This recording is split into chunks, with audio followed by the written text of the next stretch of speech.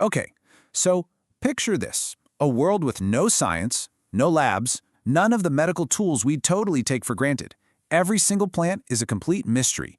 Some could feed you, some could heal you, and some could kill you.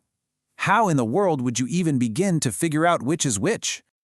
I mean, it's a huge question, right? How did we ever build the foundation of, pharmacy? It definitely wasn't just by luck. It took unbelievable courage, a lot of sacrifice, and a system that is just mind-blowing when you think about what was at stake. Well, according to ancient Chinese legend, this massive job wasn't done by some big committee or a research institute. Nope, it was one person, a single heroic figure who decided to risk it all to get this knowledge for everyone else. So, let's dive into this foundational story. We're going to go way back to the dawn of Chinese civilization to meet a pretty legendary emperor whose work still echoes today.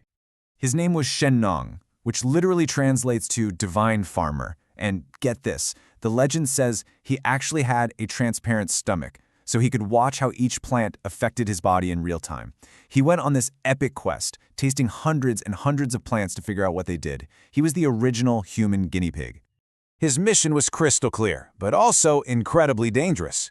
He wanted to create the very first database of what's good to eat, what can be used as medicine, and what's flat-out poison. The story goes that he was poisoned up to 70 times in a single day, but he always managed to find an antidote and just kept on going. So, after all that incredible, self-sacrificing work, what was the result? Well, it wasn't just a random pile of notes. It was a foundational text, a true masterpiece of early science. All this knowledge got compiled into a book called the Shennong Ben Cao Jing. Ben Cao basically means herbs, and Jing means a classic text.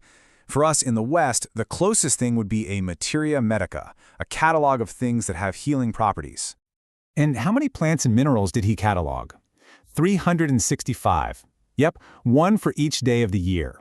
And that number is no accident. It shows this really deep, holistic view of health, connecting it to the cycles of nature and time itself. But here's the real genius of the book. It wasn't just what was in it, it was how it was all organized. It was a brilliant, systematic framework for understanding nature's remedies. And this is where it gets really, really cool. The text introduces a philosophy of medicine that's just so insightful. It's a whole system built on 3 different classes. So instead of just saying, hey, this herb is for headaches, the Ben Cao Jing sorts every single thing into one of 3 grades, superior, medium, or inferior. And this wasn't just about how strong they were. It was about their whole purpose, their philosophy.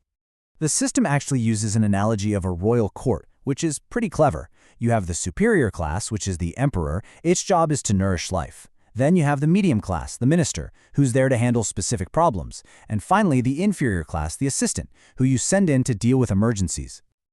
Okay, cool analogy, but what does it actually mean in practice?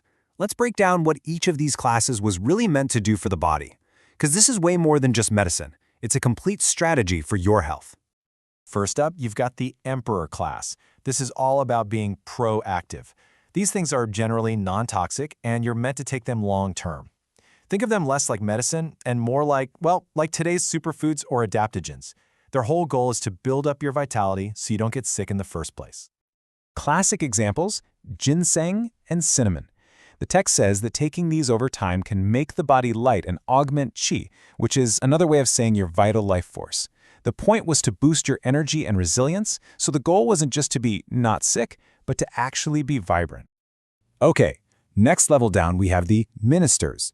This is medicine in the way we usually think about it. You use these herbs when your body's out of whack, when an illness is starting to show up. They're much more targeted and a bit more potent. Herbs in this category, things like angelica or coptis, could have some toxicity, so they aren't for everyday use. You need some skill to use them correctly. The idea is you use them to fix the problem, and then you stop once your body's back in balance. And finally, we have the assistants. These are the heavy hitters, the big guns. They're powerful, often toxic, and you only use them for serious, acute, maybe even life-threatening situations. Their job isn't to gently rebalance you, it's to forcefully attack and kick a disease out of your body. Seriously, things like Pinellia and croton seed were seen as weapons. They were the ancient equivalent of emergency surgery or a really powerful pharmaceutical drug. You only use them for a short time in a crisis to save someone's life. You would never take these for general wellness. So when you step back and look at this whole system, what's the lasting legacy? The Divine Farmer's Gift wasn't just a list of plants, it was a completely new way of thinking about what it means to be healthy. This three-part system, Nourish, Rebalance, and Expel, became the absolute bedrock of traditional East Asian medicine. It influenced doctors for thousands of years. It created a world where proactive health was just as important as treating sickness. And that's the key takeaway. The ultimate goal, especially with those emperor herbs, was never just about the absence of disease. It was about the presence of vitality, to make your body feel light, to boost your core energy, and just to live a longer, more awesome life. And that kind of brings us full circle to a pretty powerful question for us today. In our modern age of amazing drugs that target specific diseases, this ancient text challenges us to think a little bigger. What's the real goal of medicine? Is it just to fight sickness, or should it also be about helping us build a more vibrant life? It's definitely something to think about.